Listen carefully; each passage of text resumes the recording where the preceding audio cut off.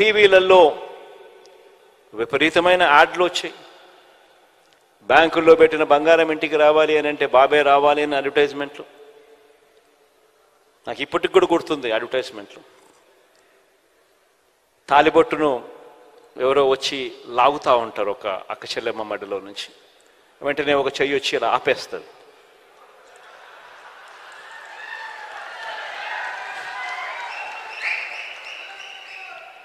ఆపితే వెంటనే మాటలు వెనకాల నుంచి, బాబు వస్తాడు, బ్యాంకుల్లో పెట్టిన బంగారం ఇంటికి వస్తుంది అని. రకరకాలుగా ఇలాంటి వాగ్దానాలు.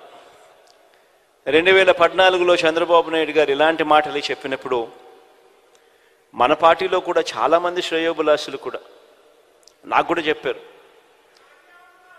పోయేదేముంది, ఆయన చెప్తా ఉన్నాడు, సాధ్యం కాదని తెలిసిన ఆయన చెప్తా ఉన్నాడు, మనం కూడా చెప్దాము, పోయేదేముంది, ఎన్నికలు అయిపోతాయి, మన సంగతి మనం చూస్తామని చెప్పి చాలామంది నాతో కూడా అన్నారు. మన పార్టీలోనే ఉన్న వాళ్ళే. తప్పు కూడా కాదు, నేను వాళ్ళకు కూడా తప్పు కూడా అని ఇప్పుడు నేను అన్నాను. ఎందుకంటే వాళ్ళు చంద్రబాబు నాయుడు ఒకవైపున అబద్ధాలు ఆడుతూ ఉన్నాడు, కాదు సాధ్యమని తెలిసినా కూడా మోసం చేస్తూ ఉన్నాడు. మనమేమో నీతిగా నిజాయితీగా యుద్ధం చేయాలని మనం అంటా ఉన్నాం, ఈ మాదిరిగా యుద్ధం చేయడం కుదరదు అని నాకు సలహాలు కూడా ఇచ్చారు. కానీ నేనన్నా, విలువలు విశ్వసనీయత అన్న పదానికి అర్థం చెప్పా. చేయగలిగిందే మనం చెప్పాలి, చెయ్యలేము అని తెలిసినప్పుడు నోట్లో నుంచి ఆ మాట రాకూడదు అని చెప్పి.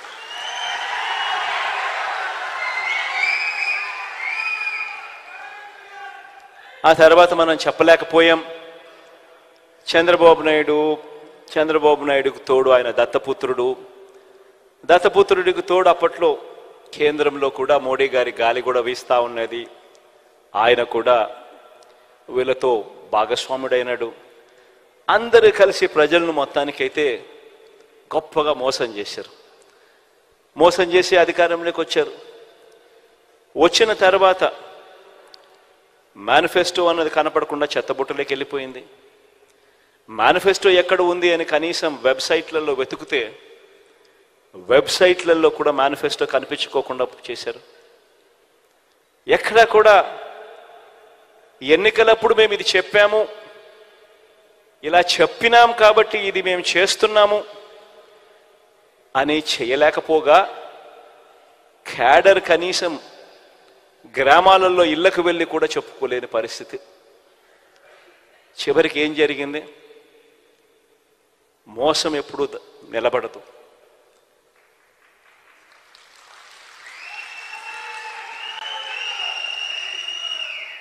చివరికి ప్రజలు ఎంత దారుణమైన తీర్పు ఇచ్చారు అని అంటే, చంద్రబాబు నాయుడు గారి పార్టీ తరపున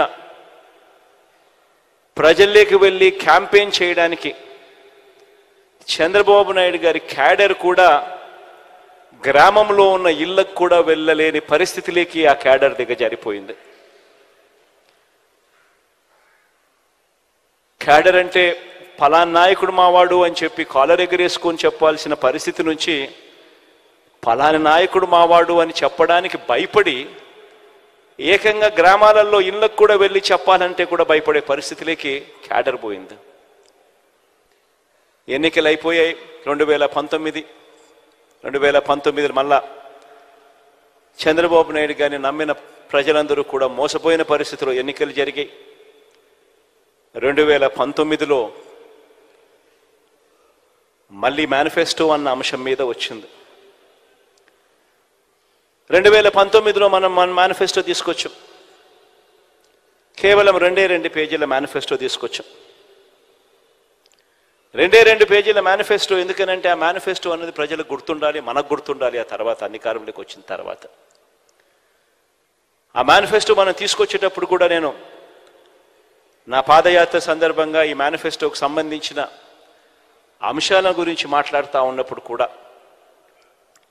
మన పార్టీలో ఉన్న వాళ్ళు కూడా కొంతమంది నన్ను అడిగారు. నాకు ఈరోజు కూడా గుర్తుంటుంది ఎప్పుడైనా ఇటువంటి మాటలు అయితే. అప్పల్ నర్సయ్య అయితే నాతో విజయనగరం జిల్లాకు పోయినప్పుడు అప్పలనరసయ్య వచ్చినాడో లేదో నాకు తెలియదు, కానీ ఇక్కడ అప్పలనరసయ్య అన్న మాట నాకు గుర్తుంది. అన్నాడు, నాతోనే అన్నాడు, ఇవన్నీ సాధ్యమేనా అని. అప్పలనరసయ్యతో నేను అన్నా, ఇవన్నీ ఖచ్చితంగా చేసి తీరుతామన్నా అని చెప్పి.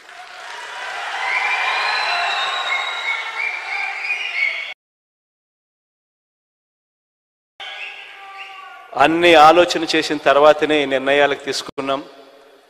అన్ని ఆలోచన చేసిన తర్వాతనే వీటి గురించి ప్రస్తావిస్తా ఉన్నాను.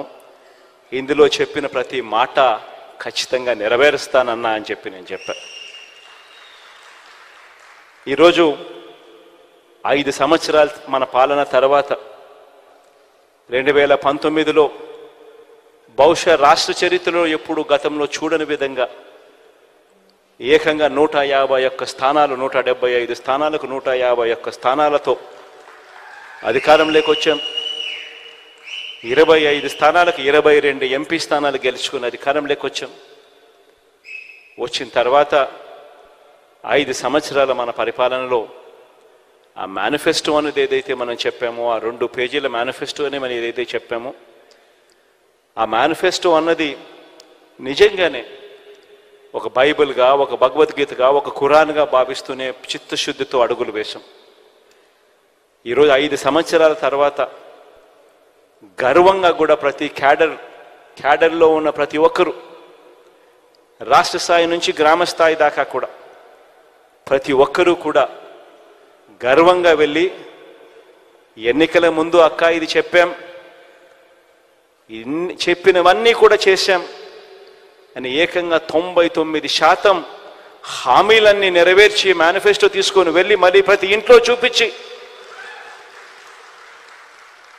మీరే టిక్కు పెట్టండి అని అడిగే నిబద్ధత, చిత్తశుద్ధి వైఎస్ఆర్ కాంగ్రెస్ పార్టీకి మాత్రమే ఉంది అని కూడా చెప్తా ఉన్నాను.